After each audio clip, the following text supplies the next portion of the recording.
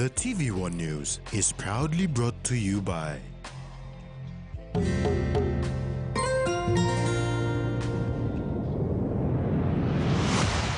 BSP, our bank, our people.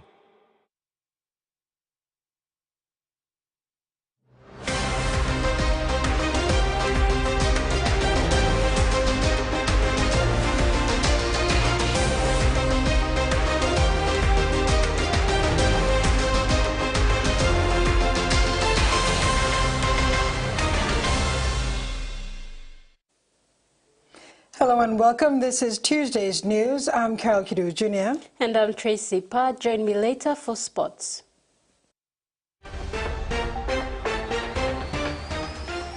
In this edition, Prime Minister calls for urgent relief efforts, plight of seasonal workers yet to be addressed, and Lewis register historic win in T20. In a fervent call for aid, Prime Minister James Marape has urged prompt action to assist the struggling communities and restore vital infrastructure in Simbu province. Following devastating landslides and floods, Marape emphasized the urgent need for support after an aerial assessment conducted on April 1, 2024.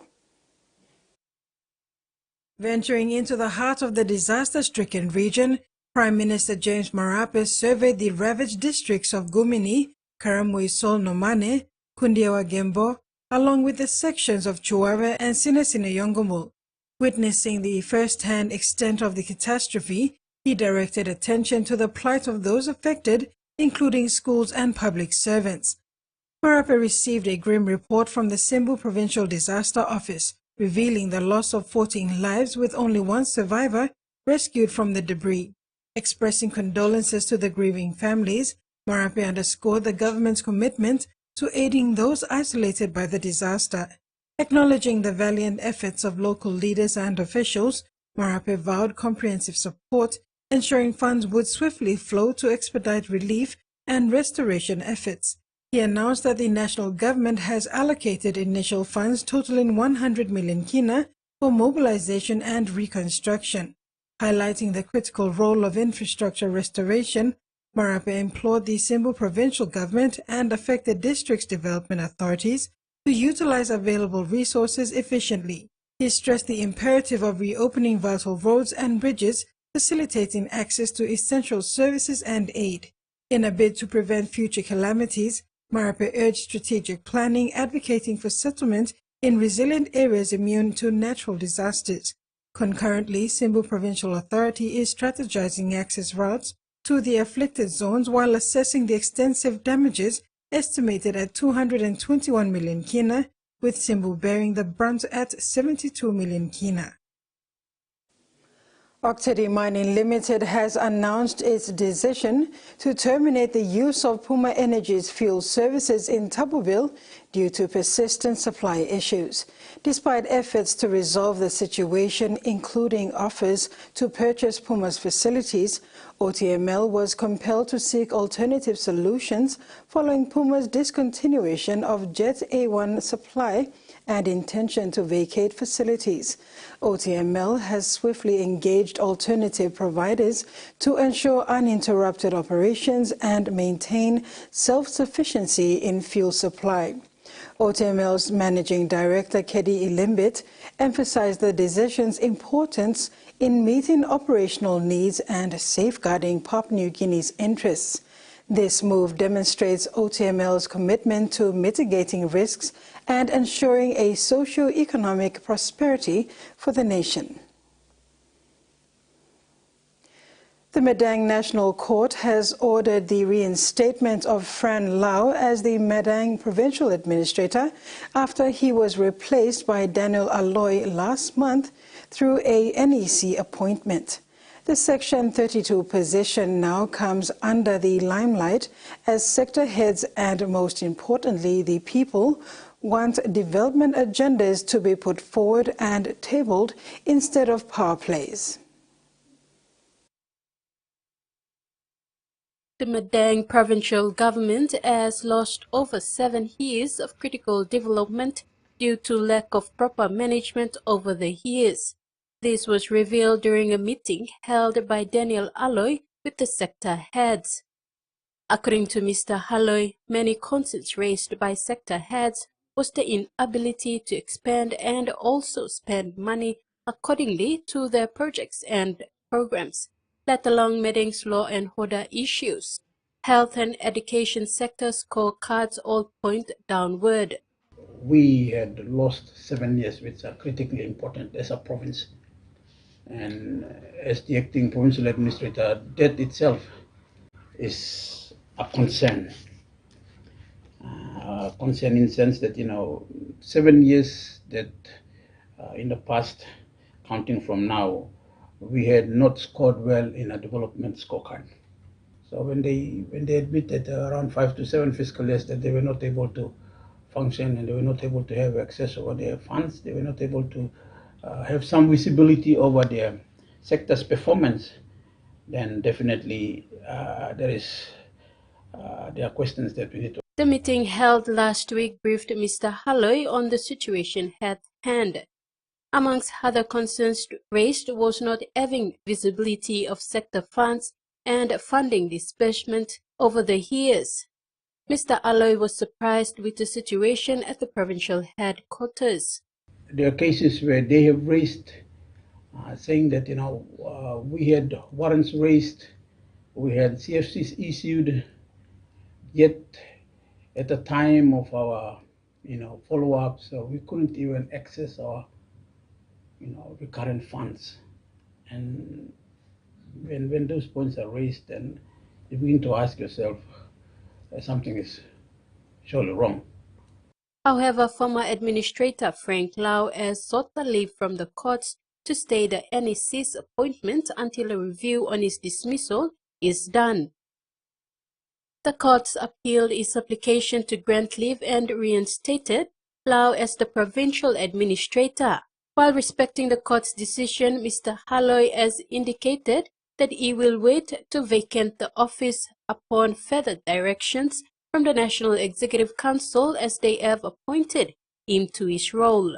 Yes, we will all comply with court order, but the execution of that, implementation of that are something that must also be considered and must also be complied with. Furthermore to that, Mr. Aloy said he is yet to receive formal orders from the court as yet. Tracy Pa, TVWAN News. Enga Governor Sir Peter Ipatas has returned from Australia where he visited Papua New Guinean seasonal workers. This was the governor's second visit. On Monday, 1st April, he informed in a media conference his observations and discussions he had with those he had interacted with. In October 2023, Enga Governor Sir Peter Ipatas questioned the Treasury Department's ability to manage the Labour Mobility Unit. He highlighted that 130 seasonal workers were stranded in Australia following discrepancies with the hiring agency and the expiry of their temporary work visas. Ipatas said the plight of these workers came to his attention in March 2023. He sought help from the Labour Mobility Unit.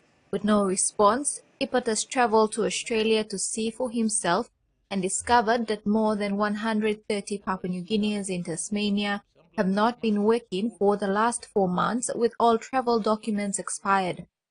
Prime Minister Marape in October 2023 assured Ipatas that he will reach out to the Australian High Commission to help the stranded seasonal workers, but Ipatas is concerned that nothing has been done to date. Now I found out that they haven't done anything about that, so I want to call on our government to actually, fix this issue. They have not done anything. I checked up with our liaison officers in Brisbane, who are there. They are not even resourced to go out and try to assist all these workers. The Enga governor says the seasonal workers were supposed to be employed by Link's agency. He also highlighted that the liaison officers in Brisbane needed funding from the government to visit the Papua New Guinean workers there. Is that we've got these 2 liaison officers who have been appointed, 2 girls, 2 ladies. Why is the national government not funding these 2 officers that they've got in Australia so they can actually visit all the workers that we have in Australia? So they can assist the workers, but more importantly, we should be building up a database. Ipetas says he will be writing to government to correct this issue, stating that having over 130 seasonal workers from Papua New Guinea in Australia illegally will tarnish the country's image. Maricela Teleton, TVWAN News. Despite challenges with these 130 seasonal workers, Ipetas says there are other workers with other agencies who are doing quite well for themselves by saving and sending money home to their families and building proper homes, many starting their own businesses like running PMVs. So this is a very, very important program. From my conversation with my officers who travel with me and our workers, it's hard work, but they are doing well. And I see this as a program that will also assist us in solving our unemployment. A Chinese medical team to Papua New Guinea returned to Port Moresby today after spending the long Easter weekend in Lae City, Marlborough Province. The team of 7 specialist doctors ranging from a neurosurgeon, urologist, neonatologist, nephrologist, oncologist and hepatobiliary specialists were accommodated by the Chinese community in Lae as they delivered much-needed health care, including medical specialist consultation, especially to the inclusive community of Lae City. The team expressed satisfaction in their first ever visit to Lae City, providing medical assistance to more than 150 participants from the Marlborough Inclusive Education Resource Centre. Apart from the Inclusive Centre, the medical team also visited the Goodman Fielders and Leon Hardware factories in Lae, providing medical assistance where needed and requested. You're watching TV1 News. Court dismisses defamatory case and Eastern Highlands PHA launches corporate plan. Those stories and more after the break. Stay with us.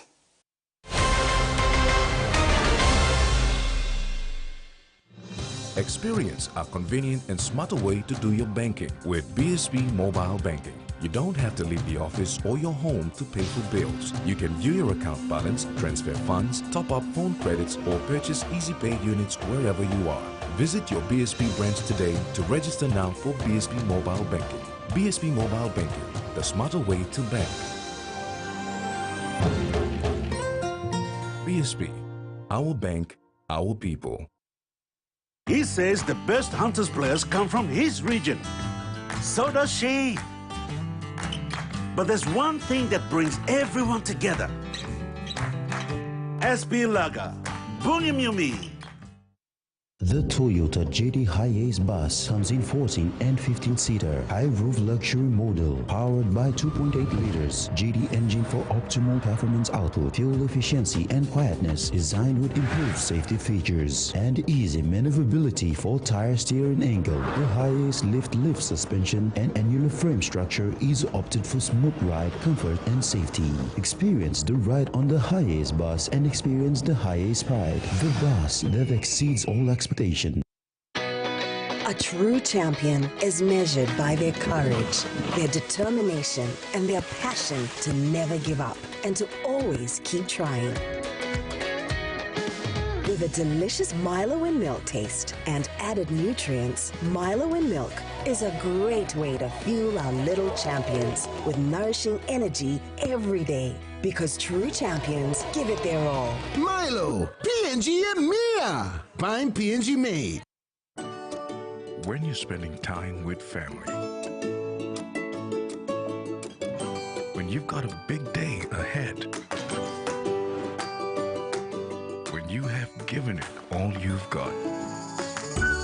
When you're putting on a feast, that's when you want the best. That's when you want flame rice. New flame rice. Win him, Olgeta.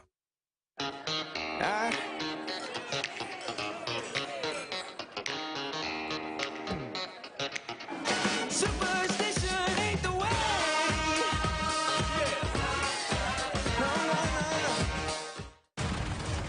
Our lives are the sum of our choices. This mission of yours is gonna cost you dearly. He knows the best way to get to me is through all of you. None of our lives can matter more than this mission. Mission Impossible: Dead Reckoning premieres Saturday, April 6, 9 p.m. on HBO. This season, the Bunce family are taking the ultimate risk. There's no investors, there's no third party. We're paying for it ourselves. We have to find some good jade. The stakes are high, and every decision is their own. Time and money is everything. That's how important it is. Hit it! Rush, rush, rush, move, move, move. It's all or nothing. If we don't mine this year, we have no next year. Jade Fever, streaming now on Outdoor.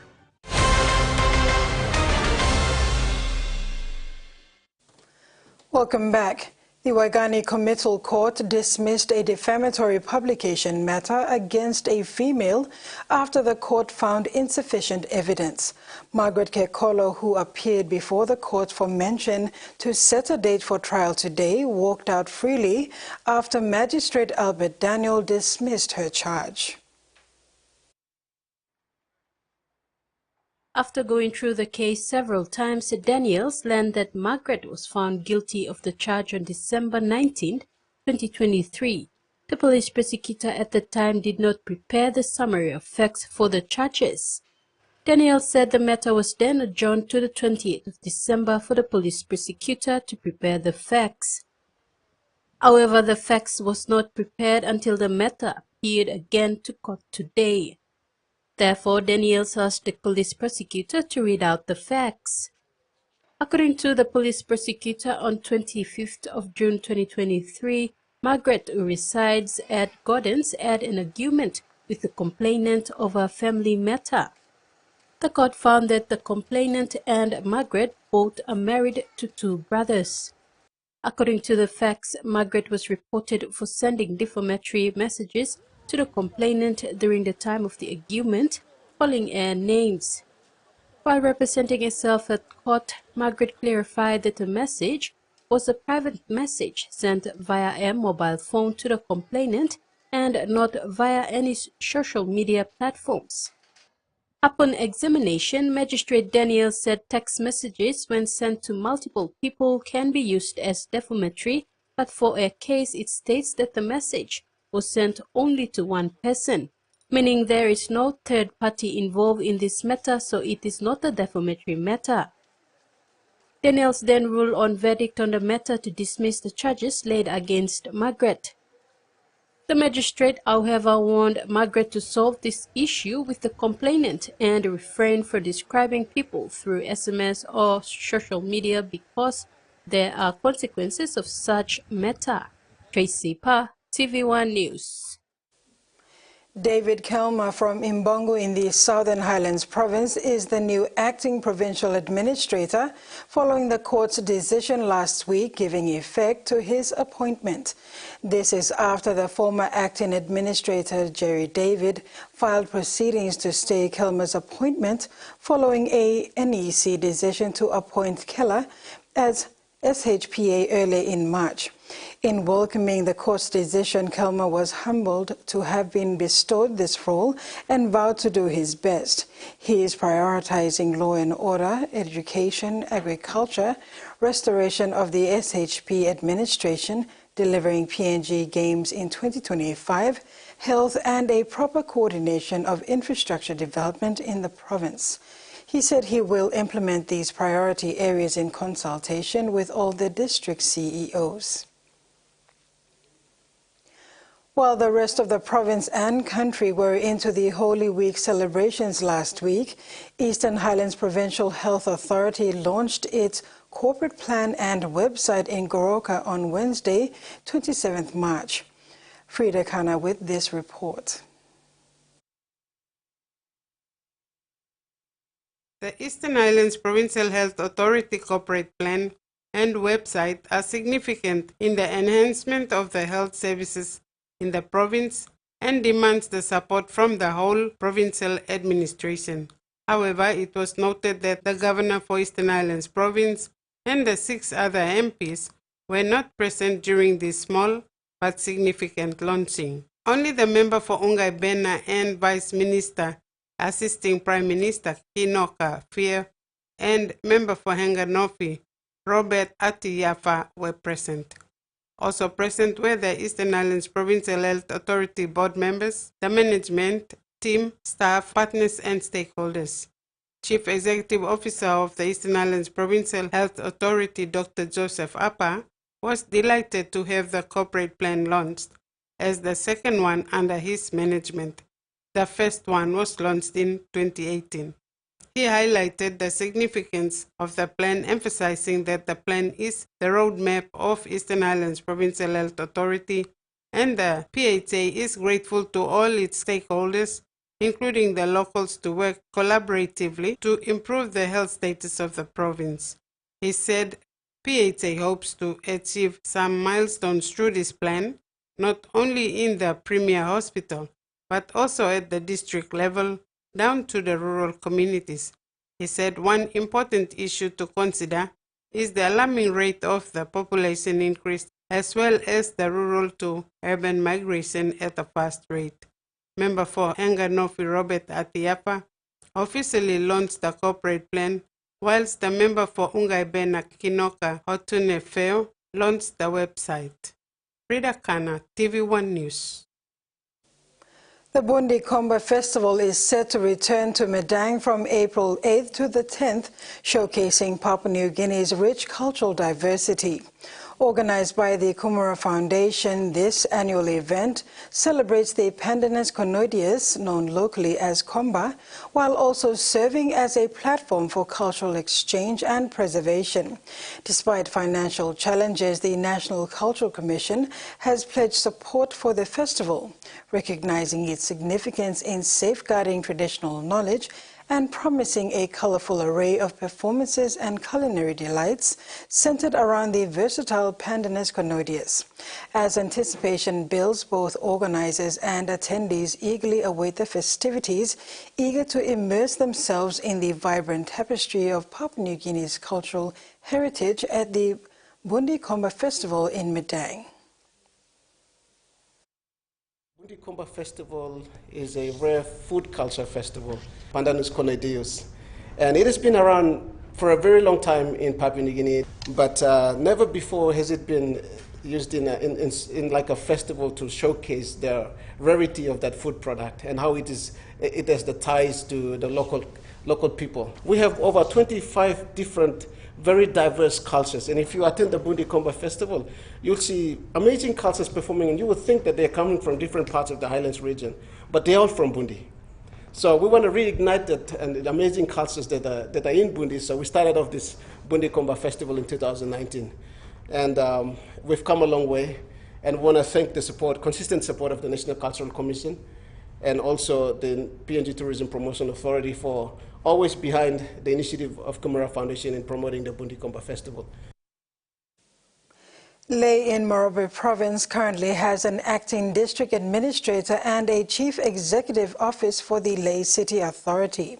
Member for Lae and Deputy Prime Minister John Rosso has explained that there is currently confusion because the Lae Urban LLG and Lae District Office are yet to be merged under the Lae City Authority structure.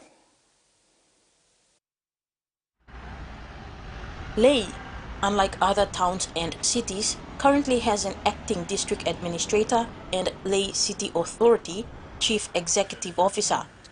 Member for Lae and Deputy Prime Minister John Rosso explained that the acting Lae District Administrator position, which is currently occupied by Benny Smith, will remain until the amalgamation of the Leh Urban LG, Leh District Office, and the Leh City Authority.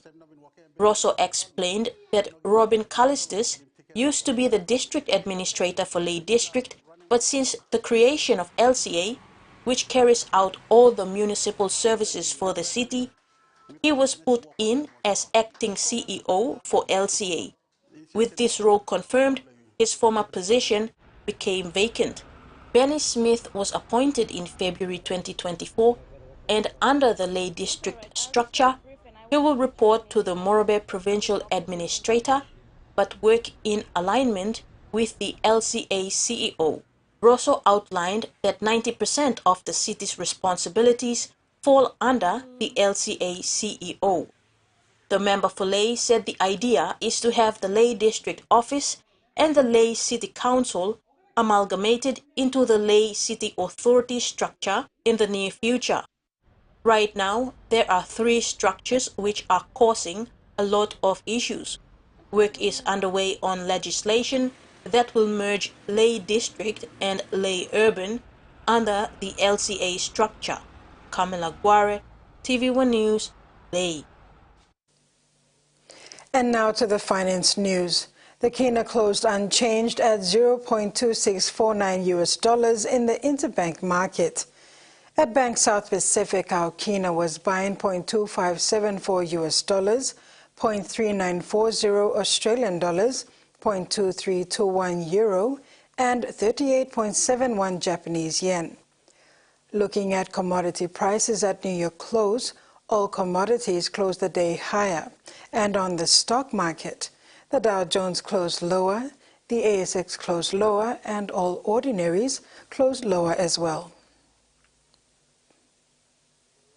And that ends our local news segment. We'll be back with news from abroad after these short messages.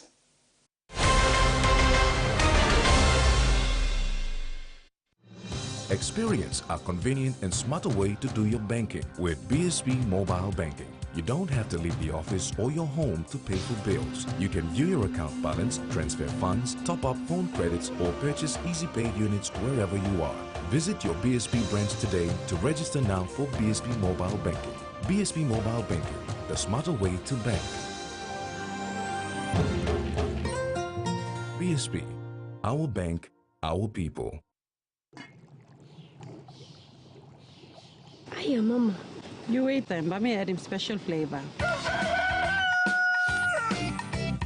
Put in more flavor, put in more taste. Magic get up a big smile on face. Time for give chicken a great fumu too. Sip, sip, the moo, yes, magic on you. Maggi, the taste PNG loves. A quick favorite meal for the day does feel good. Snacks noodles is my choice for a simple meal. It is easy to prepare and fast to cook. And with a touch of flavor and ingredients, quality noodles that can be cooked and enjoyed in many different ways. You see, my whole family loves it. It's made here in PNG and comes in different pack sizes. Snacks noodles, tastier but you like it more.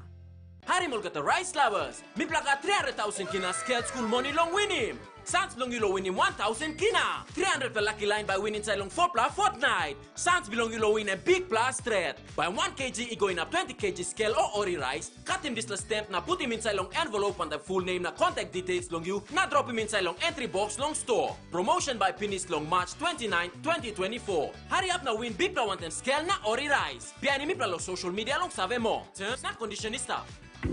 Beauty is my business, but beauty sure is a tough game.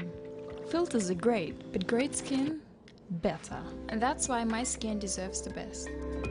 So I choose self-care, soaps that gently nourish my skin, resulting in a radiant look, made with tropical ingredients.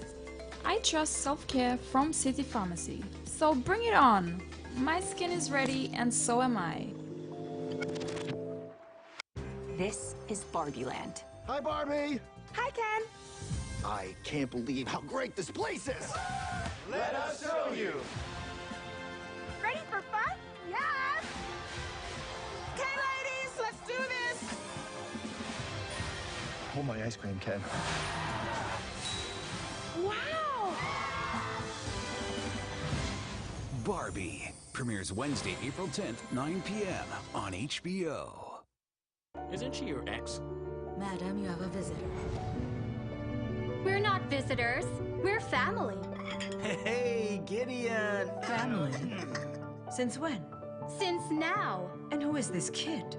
This is Gideon, my son with Stefano. You should know your place and learn how to get along. Stefano has a child with me, and that gives me the right to be in this house. How dare you!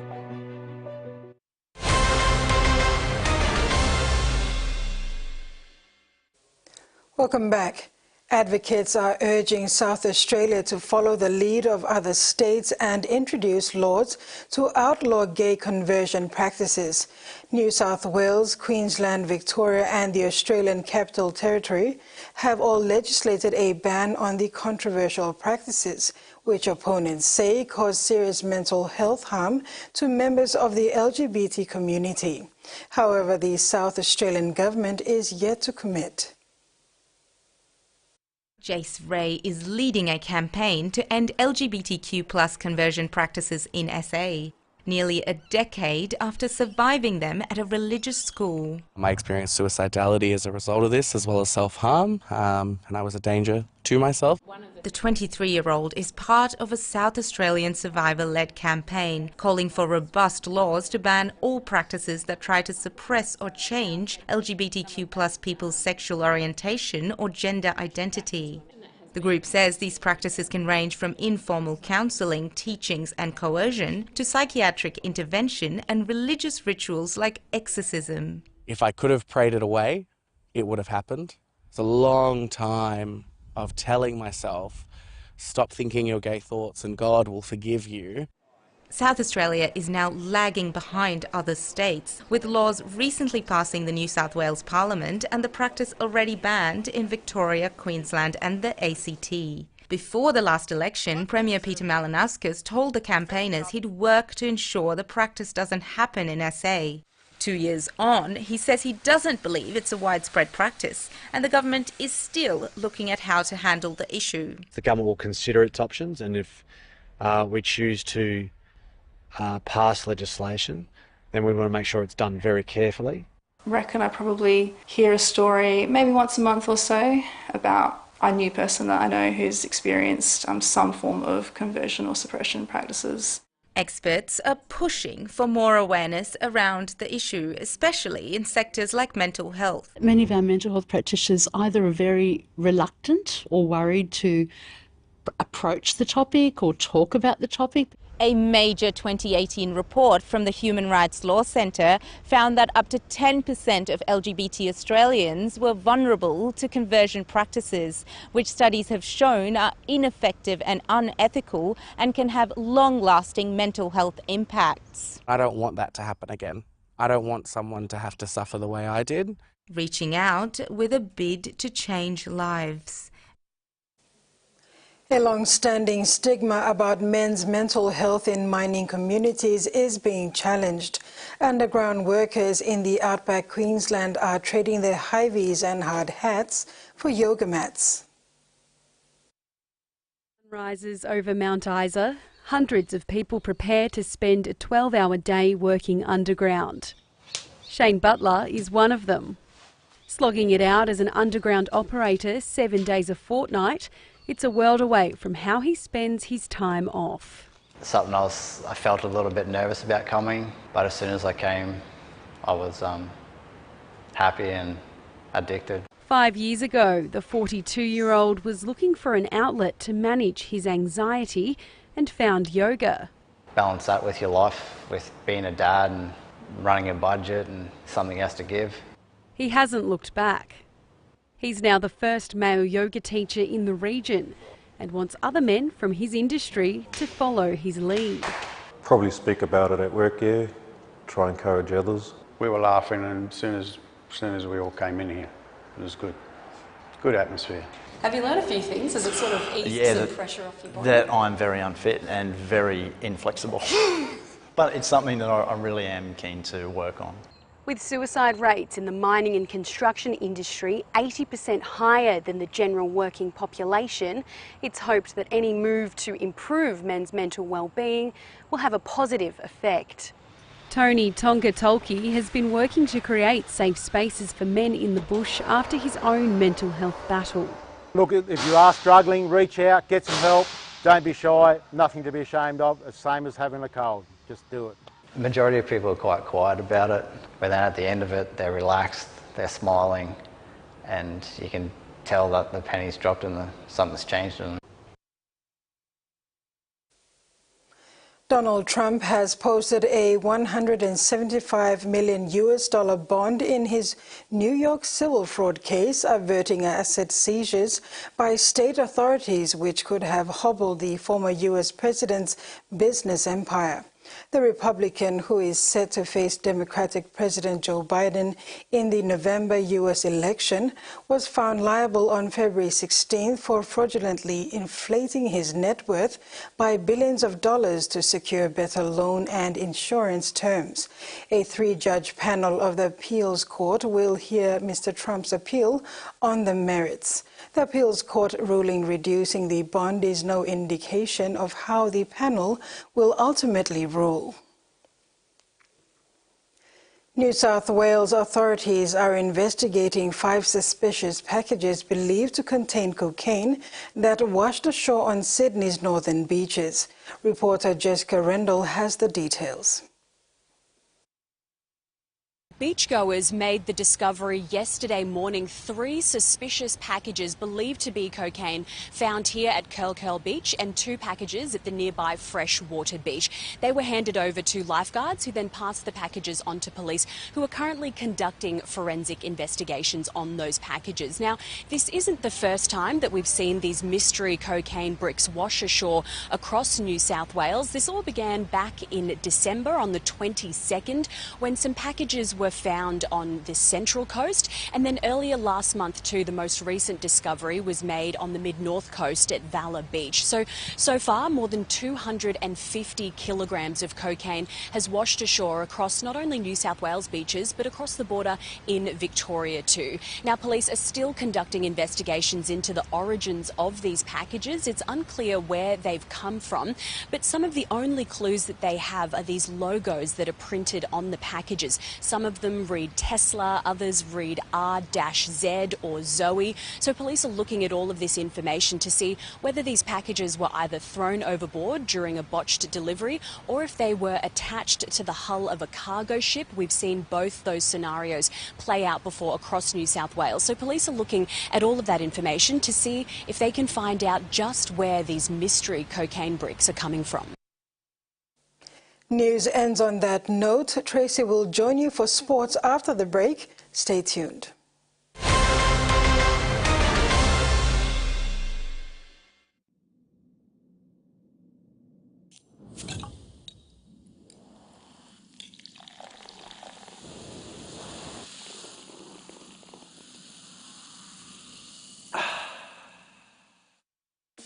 Are you ready to meet the best version of yourself?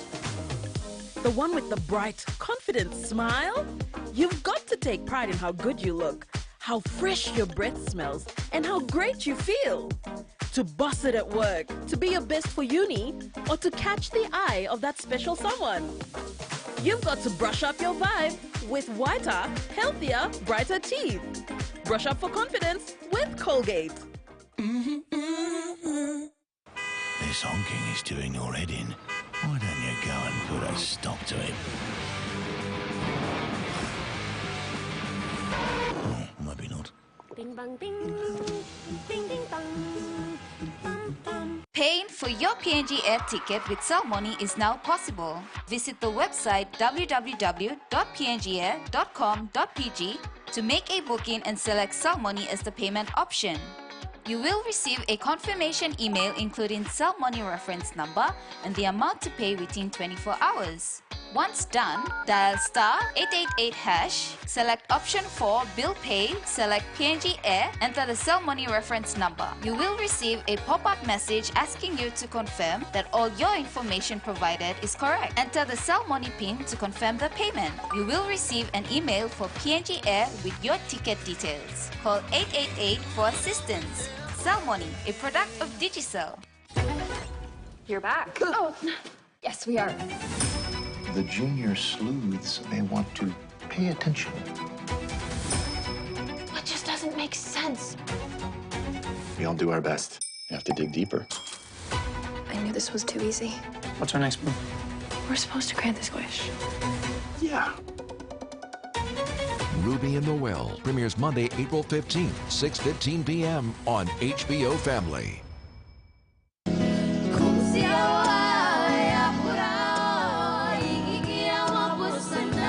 Artists that joined me tonight with Mirane, Kronos, Malmaniga Kuri, some of the best artists in this country who will take stage.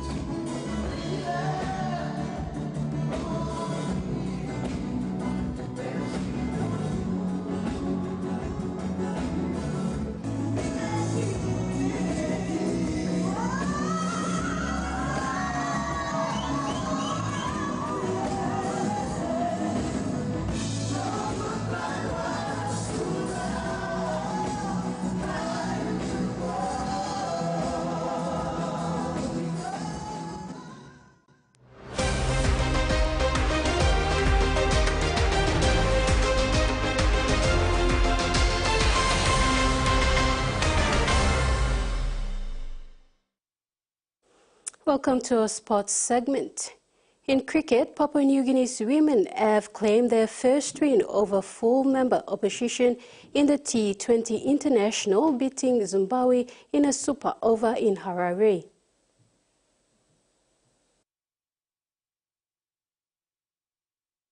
All-rounder Sibona Jimmy was the super over hero for the Levers, hitting 4 of the final 2 balls before defending 7 against Kelly's Navolu and Marian Musonda. Earlier, the tourist looked unlikely to score 15 of the final over in the chase of 120, though a flurry from veteran Poke Siaka brought scores level even after she was run out trying to complete a second run with partner Kevao Frank. Another run out of the last ball kept the scores tied, though Siaka returned with Jimmy to prevail. The victory levels the T21 series between the teams, who now meet in a decider on Wednesday. Winning the toss and electing to bowl at the Harare Sports Club, PNG claimed 2 power play wickets, only for a Zimbabwean rebuild from captain Marian Musonda, 37, and Modesta Mukakiwa, 45. PNG also found quick scoring difficult for parts of their innings, though Siaka's work at number 5 kept them in the contest, blazing 43 of 33 balls, as PNG only player to go at better than a run ball. Siaka hit the first ball of the super over for 2, though only mastered a single of the 2 deliveries. Back-to-back twos from Jimmy took the Levers to 7 before the off-spinner turned around to prevent a boundary in the first 5 deliveries bowling. A dot ball to Navolu secured a 1-run super over victory, taking the 3-match series to a decider. Terry Longwood, TV1 Sports. 4 young PNG fighters left today for the Oceania Taekwondo Regional Olympic qualifier in Honiara, Solomon Highlands from the 4th to the 6th of April 2024. Prior to their departure, the athletics had a number of intense training sessions with Australian-based Grandmaster Andy Ratton and the recent Oceania Taekwondo Union camp in Honiara in February. Among the 4 athletes is Pacific Games bronze medalist in the 67 kg female division Ancila Soma, Fiona Johe, Kevin Casman, and Gibson Mara. After the 2023 Pacific Games, there's been so much happenings behind the scenes over the past month that started with a 2-week Oceania Taekwondo Union training camp in Honiara run by Korean coaches from World Taekwondo. Over the past week, Olympic coach Grandmaster Andy Ratton took charge of the team's training sessions at the Taurama Aquatic Center with some emphasis on fitness, and endurance and brushing up on their fighting techniques and how to score points. Okay, so the young athletes are all newcomers, so it's new blood, which is fantastic. And actually I was very surprised. They're having a very high athletic standard, which is fantastic to work with. They have a great future, not only for now, but also for the next Olympics, for the next World Championships coming up. They have a great potential to work with. I love working with them because they're very open-minded. They have the great attitude to put everything into the game. And I predict that we're having at least one person going to Paris out of that group. Grandmaster Ratan's involvement with PNG Taekwondo started 4 years ago when he was appointed as technical and Olympic coach in 2019. His role is to head preparations for Oceania Olympic qualifiers, which was initially set for the Gold Coast in Australia. However, due to the financial constraints, it was brought back to Port Moresby. We're looking at the little parts. The little parts what makes it important to make that important score, that important momentum when they have to make that score and that winning point. And that's what I'm here for, that expertise to analyze their technique and tell them, make that little part different to get you a better scoring opportunity. And that's what we're working on very much in the moment. While going through their last spiraling sessions on Sunday under the watchful eyes of Coach Ratan, rising male star for the 68 kg Kevin Casman and exciting female fighter Fiona Johe both expressed great confidence in their natural ability and their chances of doing well at the qualifiers under Grandmaster Coach Ratan. We've trained hard for this and we're looking forward to going and doing our best, and that's what we're going to do our best, let God do the rest. And yeah. That's why we have to train really hard. And I think our coach here from Adelaide, Australia, he's helping us a lot with our training. And I think it's a boost from what we used to do at our own training. So yeah, I think what he's teaching us is really good. PNG will be up against the best from the Oceania region and affiliated Pacific states, including New Zealand and Australia. Terry Longwood, TVWAN Sports. Longest-serving martial arts instructor and PNG's first international martial arts film actor, Master Jamuga Stone, continues to inspire and mentor young male and female martial artists not only for sport but to build character, attitude and instill discipline. With the involvement of Olympic coach Grand Master Andy Ratan in assisting PNG Taekwondo for the past couple of years, there has been more young aspiring athletics getting into the sport. Though it's still a far cry when it comes to attracting funding support both from corporate and government agencies, the medal prospects are always high. Before the departure of the 4 PNG fighters to the Oceania Olympic qualifier in Honiara, Solomon Highlands today, Master Jamuga again emphasized the importance and value of engaging Olympic coach Grand Master Ratan with the young PNG team.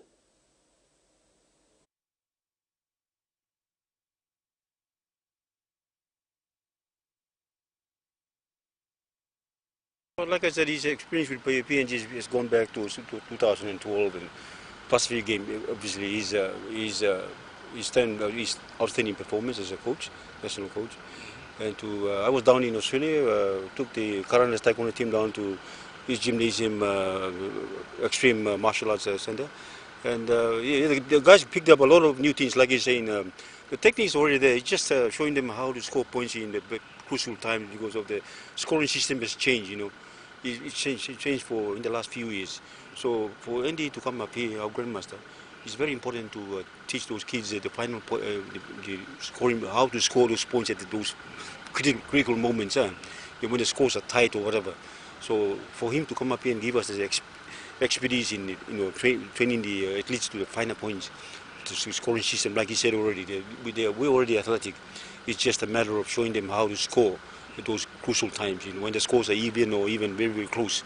So I'm glad that we brought him up here. It was my conversation with him while in Adelaide last year in November that I was going to bring him up, and I did it.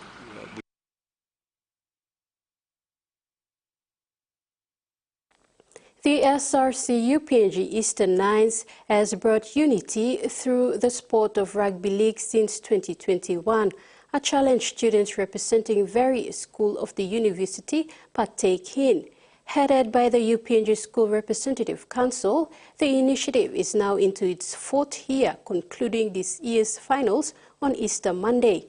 In an ever tissue contested by 20 teams over the long Easter weekend. About 20 teams took through the university field, with some entertaining footage during the SRC UPNG Easter Rugby League 9's tournament, held during the long Easter weekend. Despite lack of sponsors, the tournament pulled through over the weekend with support coming in at the 11th hour from Finance Minister and Finchafen MP Rainbow Paita, who is a former UPNG SRC representative, coming in good with financial assistance of 20,000 kina and trophies as prize takeaway. Hailed a success, the tournament for the first time included 2 teams from the Pacific Adventist University and IBS University. The tournament was initiated by the university's Representative Council in 2021 to instill unity among students. SRC President John Rimbu says the 9th tournament is more than just a rugby match. Basically to bring the students together in a long weekend like that, instead of allowing them to wander around, getting into trouble or illegal activities and stuff like that in a long weekend. So we try to keep them busy in games like this so that they stay on campus and concentrate on playing here, and then keep them safe in a safe way at the university. And in doing so, we as much as possible to keep our students, especially our young male folks, fit and healthy whilst participating in the game.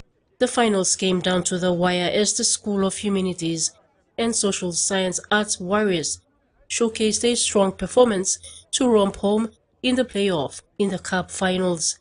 The School of Medicine Titans proved to be the better side, beating SNPS Spartans 10-4. It was a memorable moment for the Titans, taking out the cup in their maiden outing. With additional support from Minister Paita, the university is set to host another rugby challenge, the 13th this month. UPNG is hoping to include other institutions in this challenge. Like that, but we have our open arms to welcome other sister institutions to come and participate, and we also have the 13th that's going to come up. The 13th, that's when we will look at how we can help the outside teams to come in. Sister, we will have it about 3 weeks from now. Susan Oreape, TVWAN Sports. The creation of the Dart Federation Board will help advance the sport of dart, which may see as a social game, but the setup of a professional body will take seriously the dart landscape in the country. It's more than a pastime. Dart is a sport that the world is engaged in, and Papua New Guinea is no exception, having recently come up with various competitions and tournaments focusing on growing individuals in the sport. One is the NCDDA Corporate Dart Competition, which is building hype among corporate organizations, currently underway and will advance into round 3 this week. This will help advance competitiveness among dart players. Recently, the Dart Federation Board have registered to the World Dart Federation, which is set to create pathways for up-and-coming PNG dart players. As a growing sport, PNG is set to take the sport of dart to a whole new level under the Dart Federation Board. NCD Dart Association President Dr. Kapua highlights the importance of dart and the way forward. And PNG has some of the best dart players that I can see that would match up with some of the best in the world. Unfortunately, their pathways are not as great. And now that we have a new Darts Federation Board, that is running the show under the current president, Mr. Molian Kilapak. We have actually registered to the WDF, World Darts Federation, and we have they have created some pathways, which is good news for our darters, so they can go all the way up to rep level and even play in international tournaments, one of which is happening at the end of this year around November with the Asian Darts Federation area, which will give you some more information on that as it nears. Susan Oriape, TV1 Sports. That's it for sports. Over to you, Carol. Thank you, Tracy. And now to the weather forecast for the next 24 hours.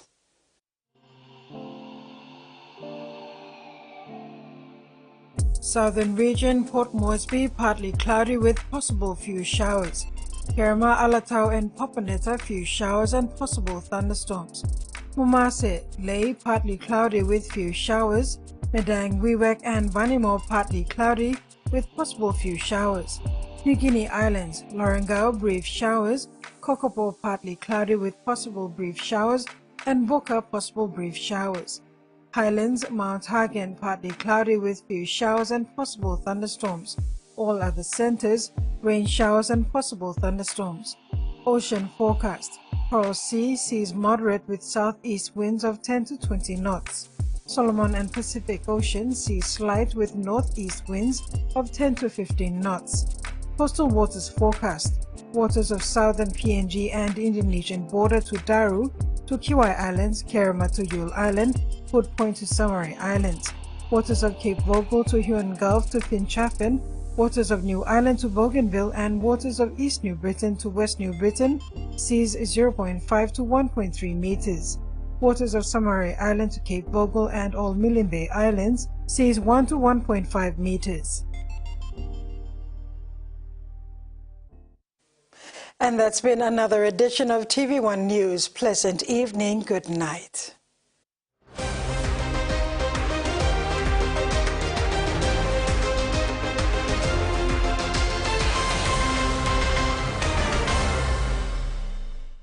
The TV1 News was proudly brought to you by